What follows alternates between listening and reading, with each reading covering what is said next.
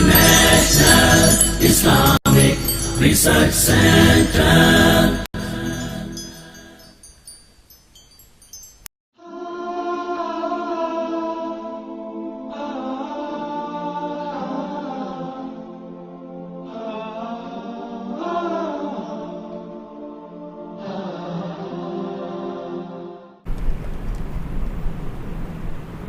إن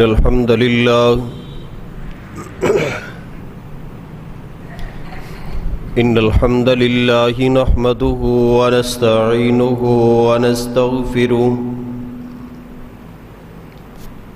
ونؤمن به ونتوكل عليه ونعوذ بالله من شرور أنفسنا ومن سيئات أعمالنا من يهده الله فلا مضل له ومن يضلل فلا هادي له وأشهد أن لا إله إلا الله وحده لا شريك له وأشهد أن محمدا عبده ورسوله أما بعد فإن خير الحديث كتاب الله وخير الهدي هدي محمد صلى الله عليه وسلم وشر الأمور محدثاتها وكل محدثة بدعة وكل بدعة ضلالة وكل ضلالة في النار.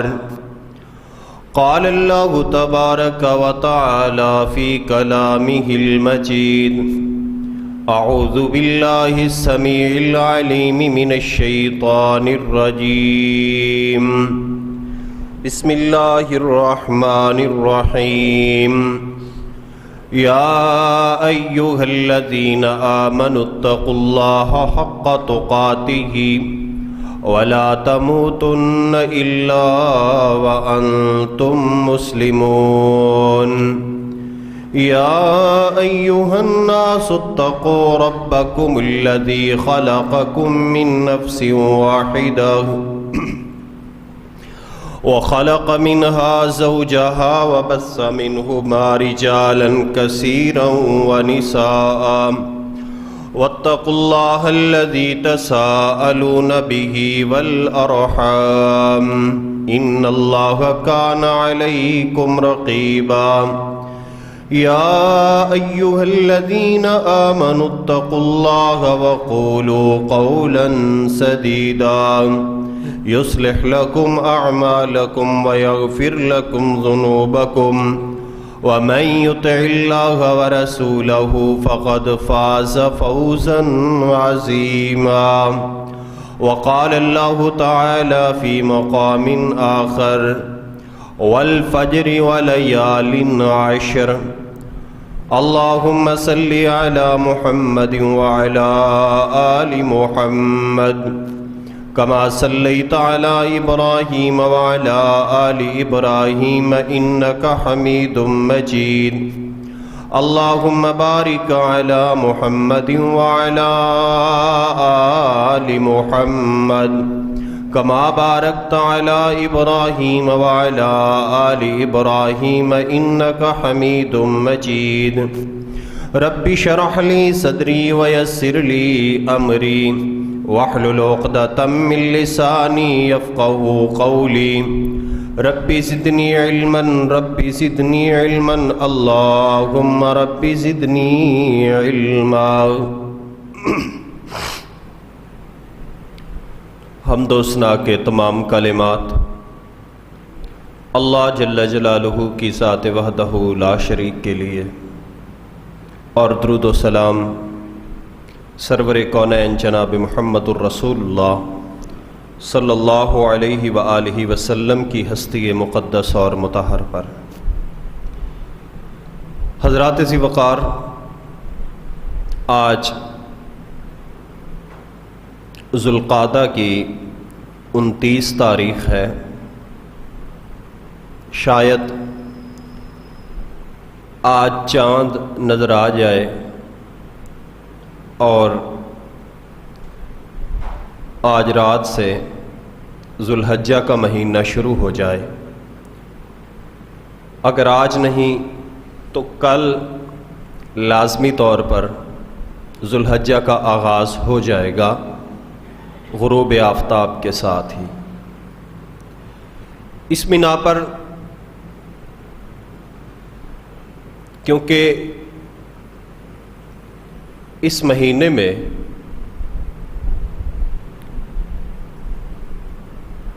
بہت سارے ایسے کام ہوتے ہیں جن کا تعلق اللہ تبارک و تعالی کی عبادت کے ساتھ ہے، اور مسلمان اسے بڑی سعادت کے ساتھ سر انجام دیتے ہیں۔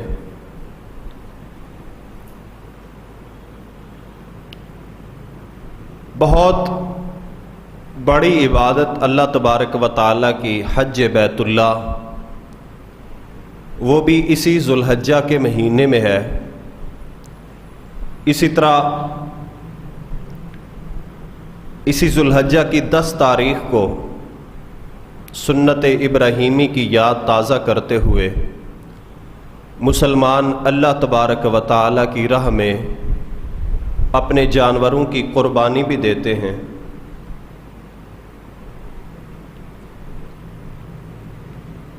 تو یہ مہینہ اور اس کے خصوصاً پہلے 10 دن انتہائی اہمیت کے حامل ہیں، لہٰذا ہمیں معلوم ہونا چاہیے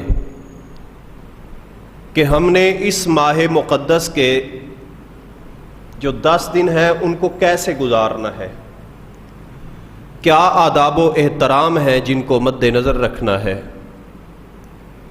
اسی حوالے سے چند گزارشات میں آج آپ کے سامنے رکھوں گا، لیکن یہ بڑے دکھ کی بات ہے کہ وہ رواج، وہ تصورات جو لوگوں کی ایجاد ہوتے ہیں، جنہیں مخلوق نے گھڑا ہوتا ہے، وہ لوگوں میں بڑی جلدی رواج پا جاتے ہیں اور اس پہ کسی کو بریف کرنے کی ضرورت ہی محسوس نہیں ہوتی۔ آپ دیکھیں، شب برات کی بدعت ہو یا پھر رجب کے کنڈے ہوں، محرم کی نظریں اور نیازیں ہوں غیر اللہ کے نام کی، یا سفر کے مہینے میں مٹی کے برتنوں کو توڑنے کا سلسلہ ہو، یا پھر ربیع الاول میں رسول اکرم صلی اللہ علیہ وآلہ وسلم کی آمد کے نام پہ عید کی تیاریاں ہوں، تو ان تمام بدعات و خرافات میں آپ کو نہ محنت کرنے کی ضرورت، نہ تبلیغ کرنے کی ضرورت، لوگ دھڑا دھڑ ان کو اپنائے جا رہے ہیں۔ لیکن وہ اعمال جن کا تعلق سنت مصطفیٰ سے ہے صلی اللہ علیہ وسلم، جو امام کائنات ہمیں دے کے گئے، بہت کم مسلمان ایسے ہوں گے جنہیں ایسے اعمال سے واقفیت ہو۔ جیسا کہ ذوالحجہ کے پہلے 10 دن ہماری یہ ستم ظریفی نہیں تو اور کیا ہے کہ امت مسلمہ کے بے بہا افراد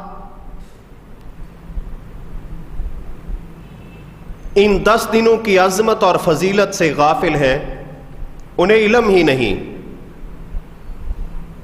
حالانکہ یہ 10 دن اس قدر عظیم ہیں خالق ارض و سما نے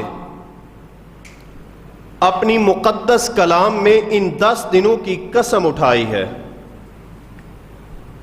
اللہ تعالیٰ ارشاد فرماتے ہیں بسم اللہ الرحمن الرحیم والفجر ولیال عشر، مجھے قسم ہے فجر کی اور 10 راتوں کی۔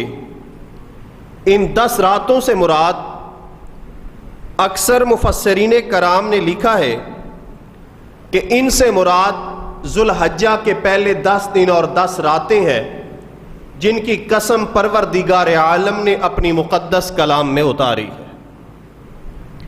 حضرات ذی وقار، یہ 10 دن اتنی عظمت والے ہیں کہ ان میں سر انجام دیا گیا عمل پروردگار کو بڑا محبوب ہے۔ سیدنا عبداللہ ابن عباس رضی اللہ تعالیٰ عنہما بیان فرماتے ہیں، صحیح البخاری کی روایت ہے کہ نبی مکرم صلی اللہ علیہ وسلم نے ارشاد فرمایا ما من ایام العمل الصالح فیہا احب الی اللہ من هذه الایام یعنی العشر۔ فرمایا کہ جتنے دن میرے پروردگار نے بنائے ہیں ان دنوں میں سے کوئی دن ایسے نہیں جن میں کیا گیا عمل نیکی اللہ کو اتنا محبوب اور پیارا ہو جتنا محبوب اور پیارا وہ عمل ہے جو ان 10 دنوں میں کیا جائے۔ رسول پاک صلی اللہ علیہ وآلہ وسلم کا فرمان۔ صحابہ کرام ارشاد فرمانے لگے وَلَلْ جِهَادُ فِي سَبِيلِ اللَّهِ،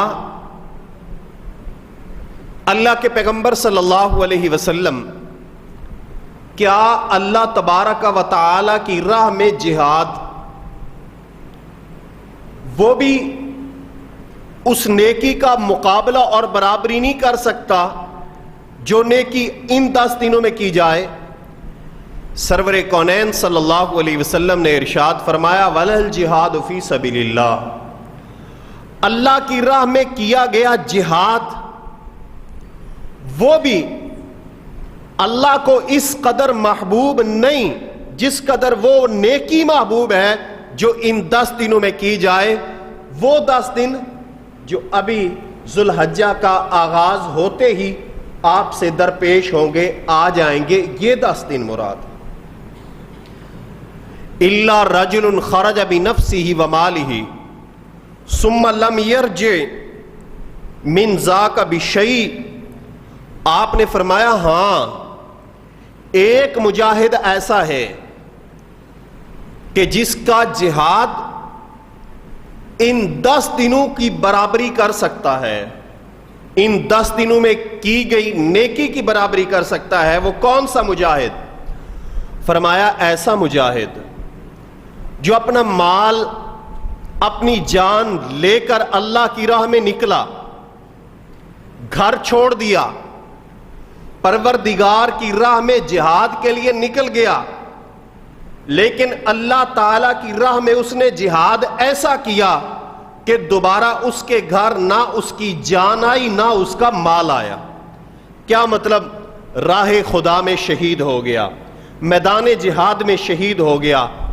تو یہ ایسا شخص ہے جس کی نیکی اور عمل 10 دنوں کی نیکی اور عمل کا مقابلہ اور برابری کر سکتا ہے، وگرنہ ان 10 دنوں میں کیا جانے والا عمل اللہ تبارک و تعالی کو تمام اعمال سے زیادہ محبوب ہے۔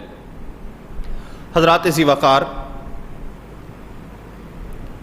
ایک روایت میں تو مسند بزار اور ابن حبان میں موجود ہے، آپ صلی اللہ علیہ وآلہ وسلم نے پوری دنیا کے، غور کیجئے گا، پوری دنیا کے ایام میں، دنوں میں سے رسول اللہ صلی اللہ علیہ وسلم نے ان 10 دنوں کو افضل قرار دیا ہے، ان 10 دنوں کو۔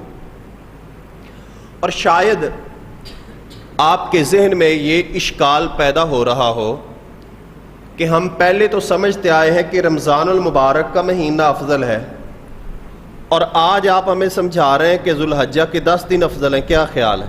تو آپ کو پریشان ہونے کی ضرورت نہیں ہے۔ دیکھیں، راتوں میں افضل لیلۃ القدر، مہینوں میں افضل رمضان المبارک، لیکن بطور عشرہ کے، بطور 10 دنوں کے افضل یہ 10 دن ہے۔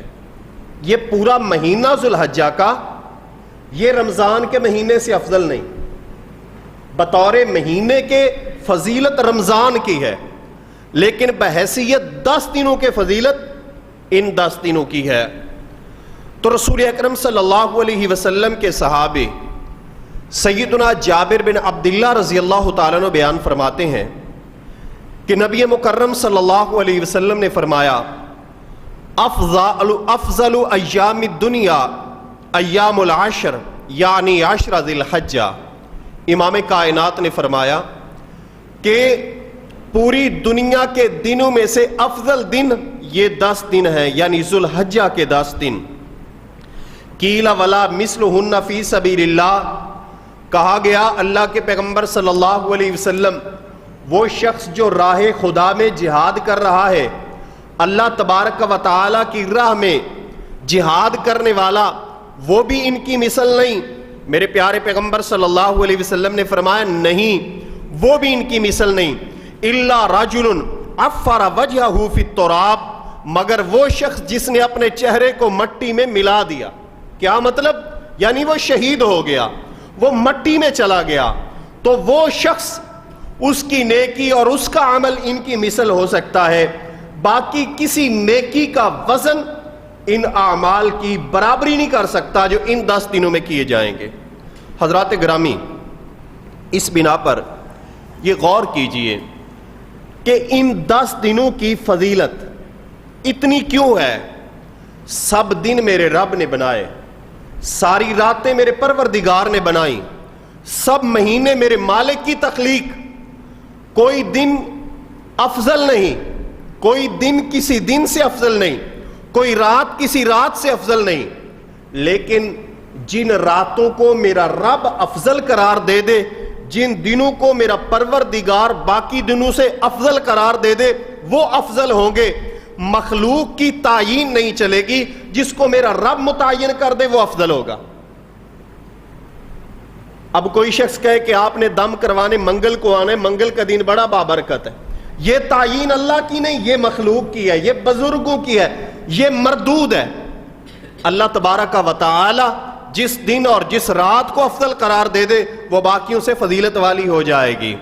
جیسا کہ تمام انبیاء کرام میرے رب کے مبعوث کردہ، اللہ نے بھیجے، لیکن اگر میرا رب چاہے تو امام کائنات محمد الرسول اللہ صلی اللہ علیہ وآلہ وسلم کو خاتم الانبیاء بنا دے، امام الانبیاء بنا دے، حوض کوثر کا مالک بنا دے، ورفعنا کی عظمت عطا فرما دے، رحمت للعالمین کے تاج دے دے، شفاعت کبریٰ کا مالک بنا دے، میرا رب چاہے تو یہ عظمت اور فضیلت جس کو عطا فرما دے، ہیں سبھی اس کے نبی۔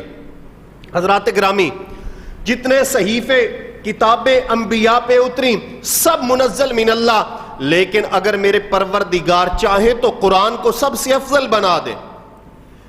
تو اسی طرح بعض راتوں اور بعض دنوں کو میرا خالق، میرا مالک باقی دن اور باقی راتوں سے افضل قرار دے دیتا ہے، افضل بنا دیا اس نے، اور ایسے ہی یہ 10 دن باقی دنوں کی بنسبت افضل۔ تو امام ابن حجر، حافظ ابن حجر رحمہ اللہ تعالی، فتح الباری صفحہ نمبر 46 اور جلد نمبر 2 ارشاد فرماتے ہیں کہ یہ جو 10 دن ہیں، مالک کائنات نے ان دنوں کو باقی دنوں کی بنسبت افضل قرار کیوں دیا ہے؟ کون سی خوبی ہے ان دنوں میں؟ کون سا سبب ہے؟ تو فرماتے ہیں والذی یظہر ان السبب فی امتیاز عشر ذی الحجہ لمکان اجتماع امہات العبادت فیہ۔ فرماتے ہیں کہ جو بات مجھے محسوس ہوتی ہے، معلوم ہوتی ہے، وہ یہ ہے کہ ان 10 دنوں میں امہات العبادات، تمام بنیادی عبادتیں وہ ان 10 دنوں میں جمع ہو جاتی ہیں.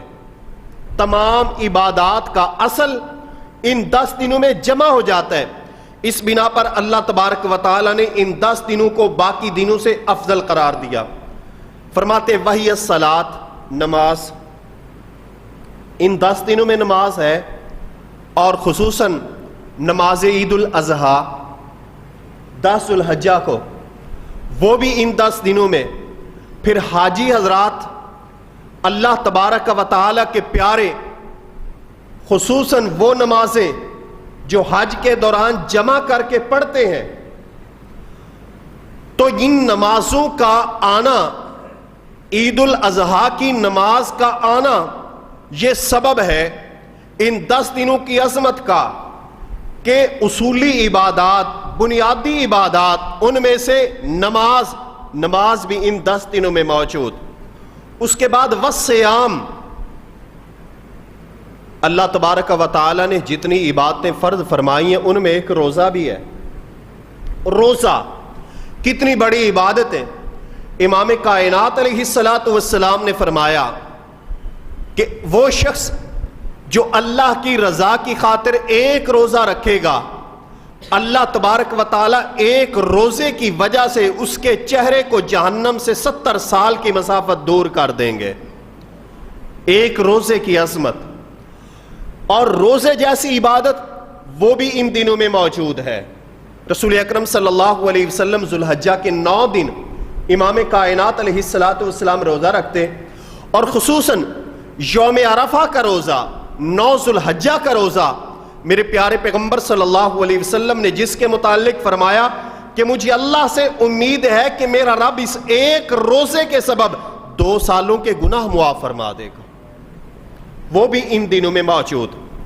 اس کے بعد والصدقہ، صدقہ و خیرات، وہ بھی اللہ تبارک و تعالی کی عبادات میں سے ایک عبادت. صدقہ، زکوٰۃ، خیرات، وہ بھی ان دنوں میں موجود ہے.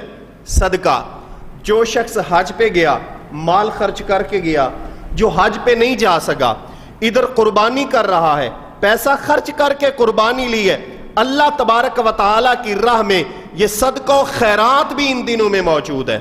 اور اسی طرح والحج، حج جیسی عظیم عبادت جس کے متعلق سرور کونین صلی اللہ علیہ وآلہ وسلم نے ارشاد فرمایا کہ والحج المبرور لیس لہ جزاء الا الجنہ.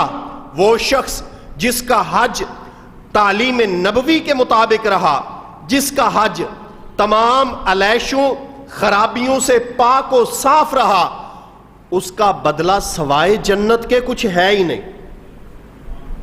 اور ایک روایت میں امام کائنات علیہ السلام نے یہ بھی فرمایا کہ حج انسان کے تمام گناہوں کو ختم کر دیتا ہے.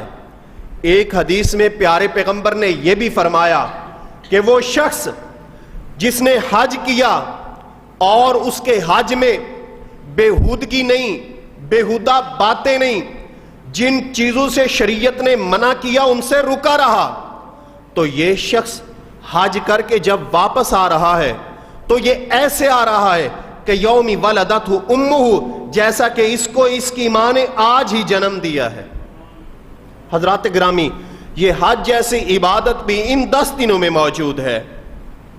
وَلَا يَتَعَتَّى ذَلِكَ فِي غَيْرِ، حافظ ابن حجر رحمہ اللہ تعالی ارشاد فرماتے ہیں اس لیے یہ اتنی عبادتیں کسی اور دن میں، کسی اور ہفتے میں، عشرے میں جمع نہیں ہوتی جتنی عبادتیں اس عشرہ میں جمع ہو رہی ہیں. اس بنا پر مالک کائنات نے اس عشرہ کو باقی تمام عشروں سے افضل اور اعلیٰ قرار دیا ہے.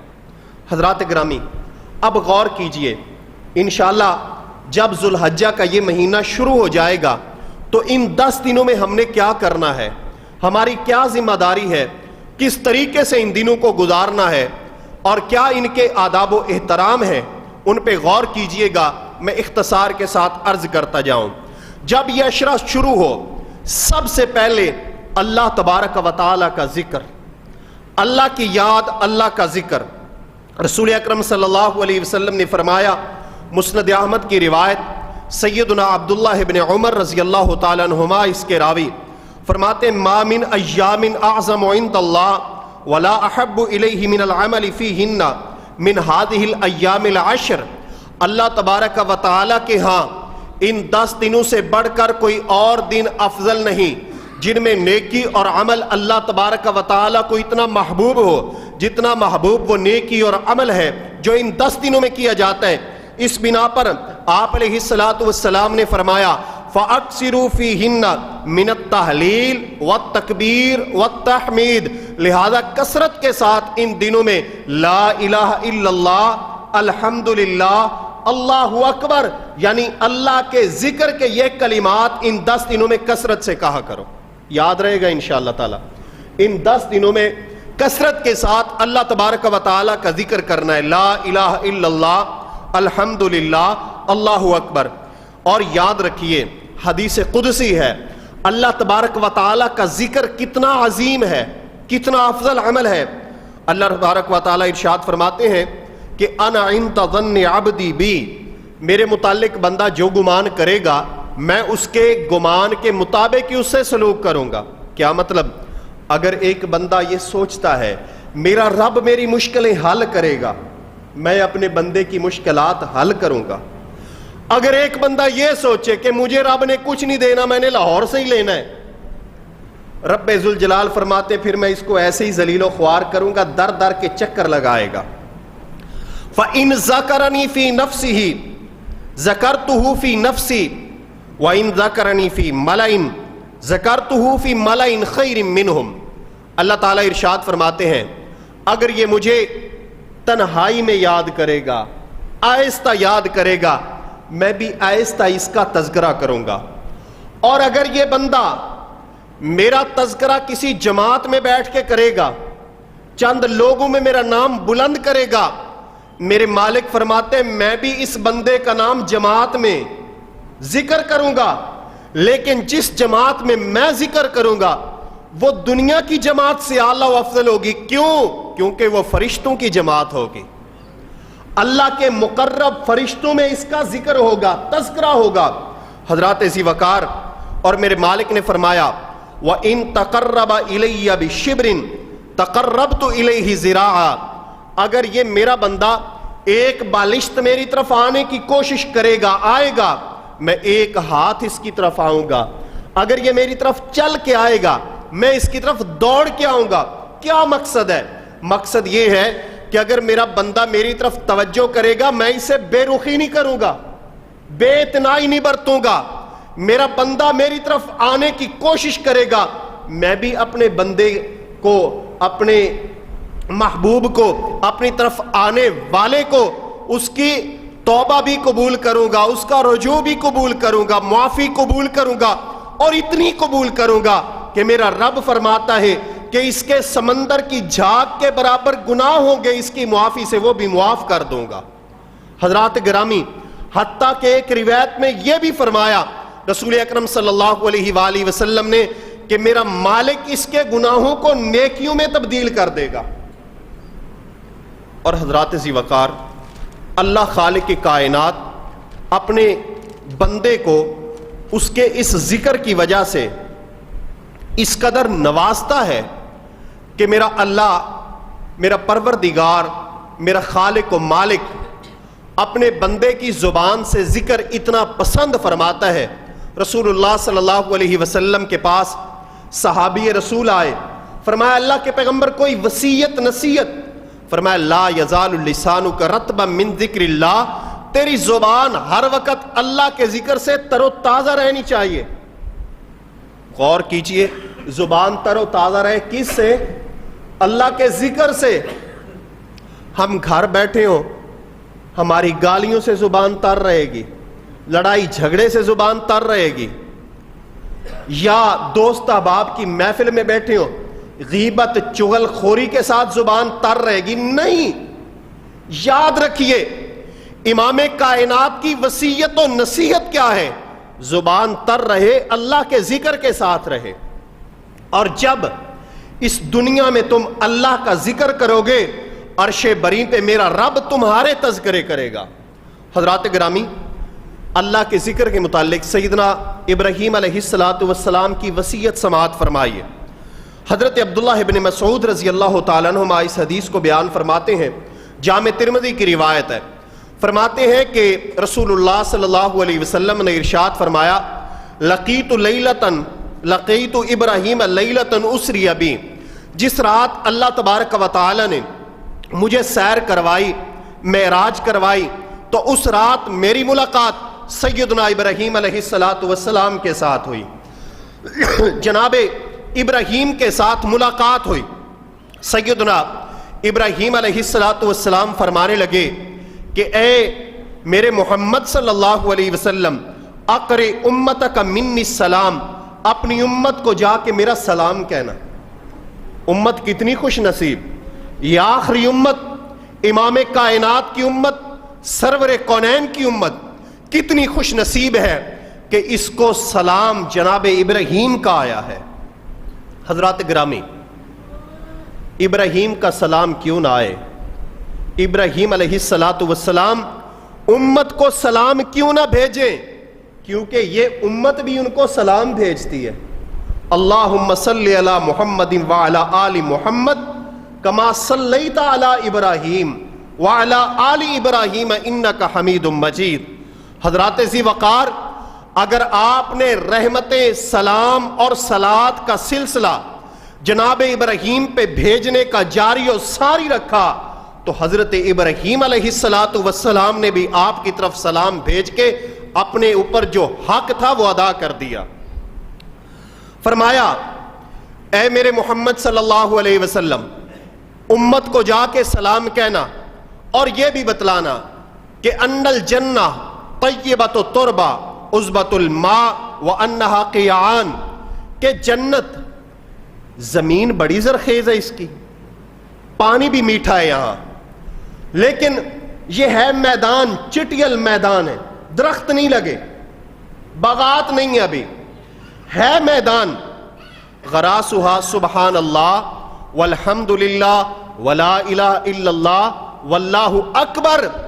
جنت میں آنے والوں، اگر جنت میں اپنے لیے باغات لگانا چاہتے ہو، کاشتکاری کرنا چاہتے ہو، درخت لگانا چاہتے ہو، تو اس کا طریقہ یہ ہے کہ کہو سبحان اللہ والحمد للہ ولا الہ الا اللہ واللہ اکبر۔ تم جب اپنی زبان سے یہ کلمات کہو گے، زبان سے یہ کلمات کہنا تمہارا کام ہے، میرا رب اپنے فضل سے تمہارے باغات لگا دے گا، درخت لگ جائیں گے جنت میں۔ اور یاد رکھیں، ایک دفعہ اللہ کا نام لینے سے، اللہ کا ذکر کرنے سے جنت میں جو درخت لگ جاتا ہے وہ اتنا بڑا ہوتا ہے، اتنا طویل ہوتا ہے، اتنا اس کا سایہ ہوتا ہے، پیغمبر کریم نے فرمایا 70 سال تک تیز رفتار گھوڑا دوڑتا رہے اس کی مسافت کو طے نہیں کر سکتا۔ ایسے درخت لگیں گے لیکن اللہ کے ذکر کے ساتھ، لہٰذا زبان تر رہنی چاہیے کس کے ساتھ؟ اللہ کے ذکر کے ساتھ۔ حضرات گرامی، اسی طرح سیدنا ابو ہریرہ رضی اللہ تعالیٰ عنہ کی روایت جامع ترمذی میں ہی ہے، فرماتے ہیں کہ میں کاشتکاری کر رہا تھا، کچھ درخت لگا رہا تھا، رسول اکرم صلی اللہ علیہ وسلم پاس سے گزرے، پوچھا ابو ہریرہ کیا کر رہے ہو؟ فرمایا اللہ کے پیغمبر صلی اللہ علیہ وسلم درخت لگا رہا ہوں۔ میرے پیغمبر نے فرمایا، اے ابو ہریرہ، تمہیں میں اس سے بہتر شجرکاری نہ بتاؤں، اس سے بہترین شجرکاری نہ بتاؤں؟ جب تم اس پہ عمل کرو گے تو تمہارے اس سے بہتر درخت لگیں گے۔ اللہ کے پیغمبر صلی اللہ علیہ وسلم ضرور بتلائیے۔ فرمایا ابو ہریرہ، سبحان اللہ والحمد للہ ولا الہ الا اللہ واللہ اکبر، یہ بہترین شجرکاری ہے۔ کیوں؟ جو درخت اپنے ہاتھوں سے لگاؤ گے، زمین میں لگاؤ گے، ایک وقت آئے گا وہ ختم ہو جائے گا، یا ایسا ہوگا لگانے والا ختم ہوگا، سائے حاصل کرنے والے کوئی اور ہوں گے۔ لیکن اے ابو ہریرہ، جو درخت تیری زبان سے کلمہ لا الہ الا اللہ، سبحان اللہ، الحمدللہ اور اللہ اکبر، جو کلمات، یہ کلمات نکلنے کی وجہ سے تمہارے درخت لگیں گے وہ زمین پہ نہیں لگیں گے، وہ جنت میں لگیں گے، اور یاد رکھنا وہ ایسے درخت ہوں گے کہ نہ وہ درخت ختم ہوں گے اور نہ ہی ان سے سایہ حاصل کرنے والا ختم ہوگا، اس پہ بھی موت نہیں آئے گی جب وہ جنت میں چلا جائے گا۔ تو حضرات ذی وقار، اس لیے جنت کی شجرکاری اللہ تبارک و تعالیٰ کا ذکر ہے، اور خصوصاً یہ جو اذکار میں نے آپ کے سامنے رکھی ہیں یہ بھی کرنے ہیں، اور ان 10 دنوں میں تکبیرات وہ بھی کثرت کے ساتھ کہنی ہیں۔ عشرہ ذو الحجہ شروع ہونے سے لے کر 13 ذو الحجہ تک تکبیرات کہنی ہیں۔ سیدنا عبداللہ ابن عمر رضی اللہ تعالیٰ عنہما اور سیدنا ابو ہریرہ رضی اللہ تعالیٰ عنہ، ان کا یہ طریقہ کار تھا کہ سیدنا ابو ہریرہ اور سیدنا عبداللہ ابن عمر رضی اللہ تعالیٰ عنہما، صحیح بخاری میں یہ روایت موجود ہے، یخرجان الی السوق، بازار کی طرف نکل جایا کرتے تھے، ان 10 دنوں میں بازار کی طرف نکل جایا کرتے تھے، اور کیا کرتے تھے؟ بازار میں تکبیرات عید کہتے تھے، اللہ اکبر لا الہ الا اللہ واللہ اکبر وللہ الحمد، یہ کہا کرتے تھے۔ کیوں؟ اس لیے کہ قرآن بھی ہمیں حکم دیتا ہے فذکر، نصیحت کریں، یاد دہانی کروائیں۔ بازار میں لوگ کاروبار کی وجہ سے، تجارت کی وجہ سے اور دیگر مصروفیات کی وجہ سے اللہ کے ذکر کو بھول جاتے ہیں، وہاں اپنا پیسہ، تجارت، کاروبار یاد رہتی ہے۔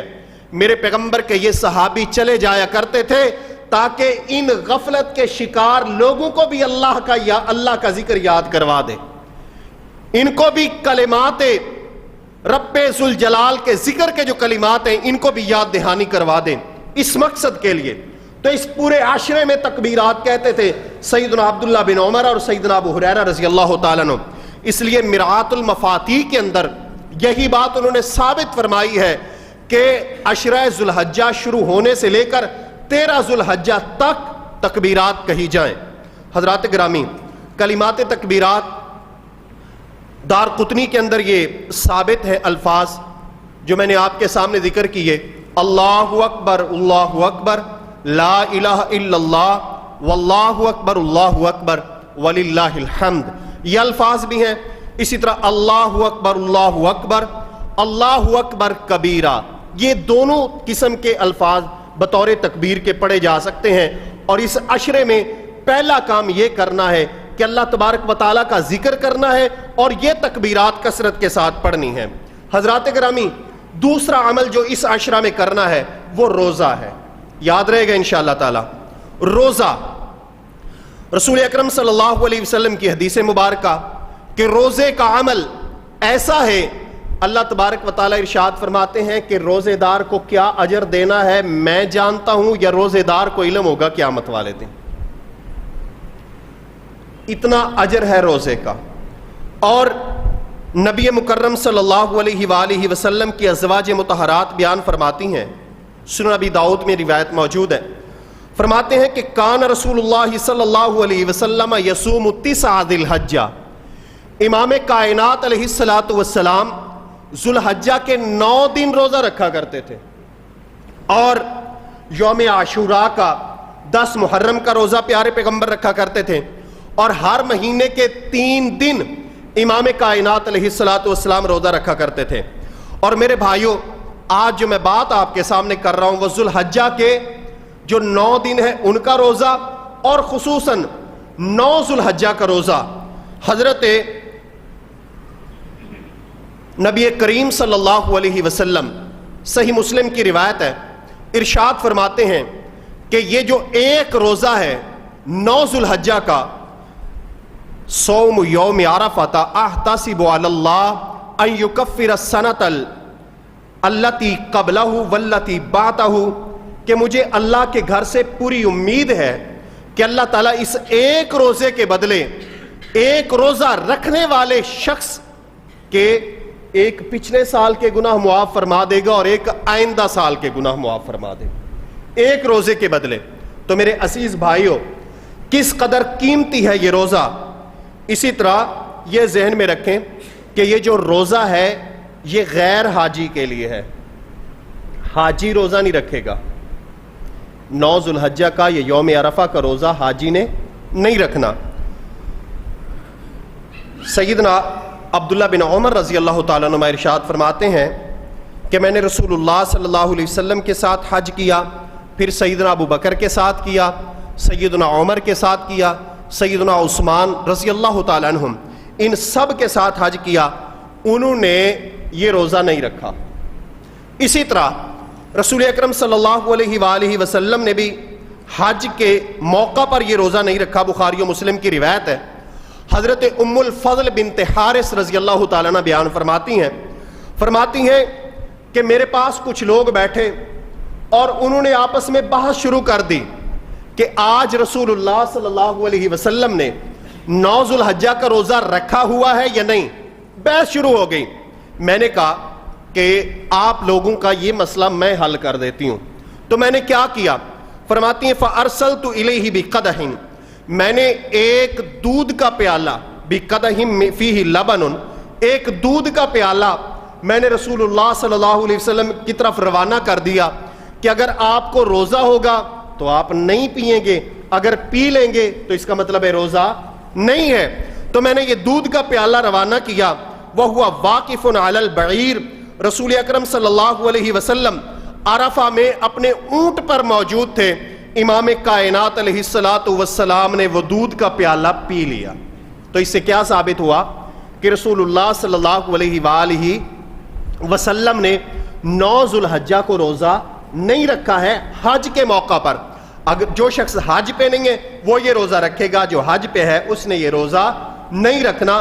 رسول اللہ صلی اللہ علیہ وسلم نے نہیں رکھا، سیدنا حضرت ابو بکر صدیق نے نہیں رکھا حج کے موقع پر، سیدنا عمر، سیدنا عثمان اور عبداللہ ابن عمر رضی اللہ تعالیٰ عنہما، ان سب لوگوں نے حج کے موقع پر یہ روزہ نہیں رکھا، اس لیے ہم نے انشاءاللہ تعالیٰ رکھنا ہے۔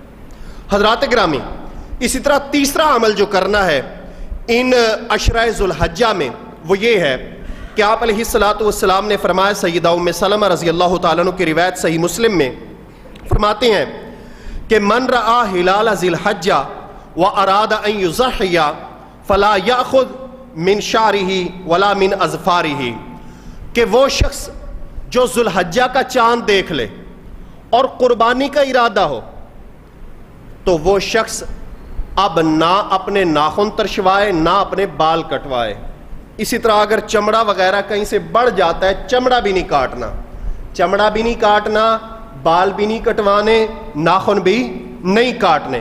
مکمل حجامت چاند دیکھنے سے پہلے بنوا لیں، جب چاند نظر آ جائے اس کے بعد جسم کے کسی حصے کے بال نہیں اکھیڑنے، نہیں کاٹنے۔ ان 10 دنوں میں جس شخص نے قربانی کرنی ہے، ایک شخص رسول اللہ صلی اللہ علیہ وسلم کے پاس ایسا بھی آیا کہ جس شخص کے پاس قربانی کی استطاعت نہیں، آپ علیہ السلام نے فرمایا کہ 10 ذوالحجہ کو لوگ قربانیاں کریں گے، تو اپنی حجامت بنوا لینا، اللہ تبارک و تعالیٰ تجھے قربانی کا اجر و ثواب دے دیں گے۔ حضرات ذی وقار، اب غور کیجئے کہ جس شخص نے قربانی کرنی ہے پیغمبر نے منع فرما دیا۔ اب بعض ہم یہ کہہ دیتے ہیں کہ یہ مستحب عمل ہے، کو کر لے ٹھیک ہے، نہ کرے پھر بھی ٹھیک ہے، نہیں، فلا یاخذ، نبی مکرم نے منع فرما دیا ہے۔ کوئی ایک ایسی روایت نہیں ہے جس میں رسول پاک نے اجازت دی ہو۔ اگر کوئی اجازت کی روایت ہوتی نا، کسی ایک روایت میں اجازت ملی ہوتی، ہم کہہ دیتے کہ جو حجامت بنوا لے وہ بھی ٹھیک ہے، جو نہیں بنواتا وہ بھی ٹھیک ہے، لیکن کسی روایت میں اجازت نہیں دی۔ اس لیے میرے پیارے بھائیوں، جس شخص نے قربانی کرنی ہے وہ چاند دیکھنے سے پہلے میں پھر آپ کو یاد کروا رہا ہوں، چاند دیکھنے سے پہلے حجامت بنوا لے۔ جب چاند دیکھ لے، چاند نظر آ جائے، اس کے بعد حجامت نہیں بنوانی، قربانی ذبح کرنے کے بعد پھر بنوانی ہے، ٹھیک ہے نا انشاءاللہ تعالی۔ تو یہ 10 دن آپ نے انشاءاللہ تعالی سر کے بال بھی نہیں کٹوانے، ناخن بھی نہیں ترشوانے، اور 10 دن داڑھی بھی برداشت کرنی ہے۔ کرو گے نا 10 دن انشاءاللہ تعالی؟ ہاں 10 دن کرو۔ یہ نہیں علم کہ جس پیغمبر کا حکم ان 10 دنوں کے لیے ہے اسی پیغمبر کا حکم پوری زندگی کے لیے ہے۔ یہ ماشاءاللہ 10 دنوں کے لیے بڑا مومن ہو جاتا ہے، متقی ہو جاتا ہے، 10 دنوں کا مسلمان ہے کہ ان 10 دن میں نے نہیں بنوانی داڑھی، کیوں؟ میں نے قربانی رکھی ہوئی ہے۔ اور میرے بھائی پوری زندگی نہ بنوا، پوری زندگی نہ کٹوا داڑھی، کیوں؟ تو نے کلمہ پڑھا ہوا ہے، تو نے رسول اللہ صلی اللہ علیہ وسلم سے ایک معاہدہ کیا ہوا ہے، پیارے پیغمبر صلی اللہ علیہ وسلم سے ایک وعدہ کیا ہوا ہے، کیا؟ اشہد اللہ الہ الا اللہ و اشہد ان محمد عبدہ و رسولہ، کہ میں گواہی دیتا ہوں اللہ کے سوا کوئی معبود نہیں اور محمد الرسول اللہ صلی اللہ علیہ وسلم کے علاوہ کوئی مطاع نہیں ہے، پیغمبر اللہ کے رسول ہیں۔ رسول کا کیا مطلب ہوتا ہے؟ جو پیغام پیغمبر کریم دے دیں اس پیغام پہ عمل کرنا۔ اور نبی مکرم صلی اللہ علیہ وسلم نے فرمایا کہ لوگوں 10 چیزیں فطرت میں سے ہیں، اور ان میں سے ایک یہ بھی ہے کہ مونچھوں کو کٹانا اور داڑھی کو بڑھانا۔ اور میرے پیارے پیغمبر صلی اللہ علیہ وسلم نے یہ بھی فرمایا کہ اللہ تبارک و تعالی لعنت فرمائے ان عورتوں پر جو مردوں کی مشابہت کرتی ہیں اور ان مردوں پر جو عورتوں کی مشابہت کرتے ہیں۔ اب مجھے بتلائیے داڑھی کٹوا کے ہم کن کی مشابہت کر رہے ہیں؟ عورتوں کی مشابہت نہیں، کوشش نہیں کرتے عورتوں جیسا چہرہ ہو جائے، انہی جیسا بنوانے کی کوشش کرتے ہیں۔ اس لیے یاد رکھیں یہ ان کے ساتھ مشابہت ہے، اور پیغمبر کریم صلی اللہ علیہ وسلم نے اپنی امت کے مردوں کو عورتوں کی مشابہت کرنے سے منع فرمایا ہے، اسی طرح عورتوں کو منع فرمایا وہ مردوں کی مشابہت نہ کریں۔ لیکن آج کام ہی الٹ ہو گیا ہے، کام اس حد تک الٹ ہوا کہ جس طرح دلیری کے ساتھ سینہ تان کے مرد کو چلنا تھا عورتوں نے چلنا شروع کر دیا ہے۔ جو شلوار مرد نے ٹخنوں سے اوپر رکھنی تھی وہ عورتوں نے اوپر کرنی شروع کر دی ہے، مرد نے اوپر کرنی تھی اس نے نیچے لٹکانی شروع کر دی ہے۔ میرے بھائیوں ہمارا کیا پروگرام ہے؟ مجھے بتاؤ تو صحیح، کدھر جا رہے ہیں ہم؟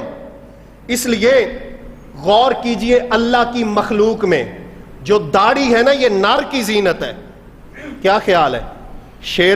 شیر کو آپ دیکھیں، شیر کی داڑھی ہوگی، شیرنی کی نہیں ہوگی۔ جو اچھا بکرا ہوگا اس کی داڑھی ہوگی، بکری کی نہیں ہوگی۔ یہ اللہ تبارک و تعالیٰ نے نر کو بطور زینت عطا فرمائی ہے، لیکن ہم اس کو آنے ہی نہیں دیتے، ہم کہتے نہیں بھی ایسی ادھر ہی جانا۔ میرے بھائیوں رسول اکرم صلی اللہ علیہ وآلہ وسلم کی امتی ہونے کے ناطے مجھے اتنا تو بتا دیں پوری کائنات میں خوبصورت ترین چہرہ کس کا ہے؟ کس کا چہرہ ہے خوبصورت؟ محمد الرسول اللہ صلی اللہ علیہ وسلم کا چہرہ ہے۔ پھر اتنی بھی تکلیف کر دیں مجھے بتا دیں کہ وہ خوبصورت چہرہ داڑھی کے ساتھ تھا یا بغیر داڑھی کے تھا؟ اگر داڑھی نے میرے پیغمبر کے حسن میں نقص پیدا نہیں کیا، یہ ہمارے حسن میں بھی انشاءاللہ تعالی نقص پیدا نہیں کرے گی۔ اس لیے میرے بھائیوں غور کیجئے، 10 ذوالحجہ تک حجامت نہیں بنوانی، داڑھی کا پکا پروگرام کر لیں انشاءاللہ تعالی۔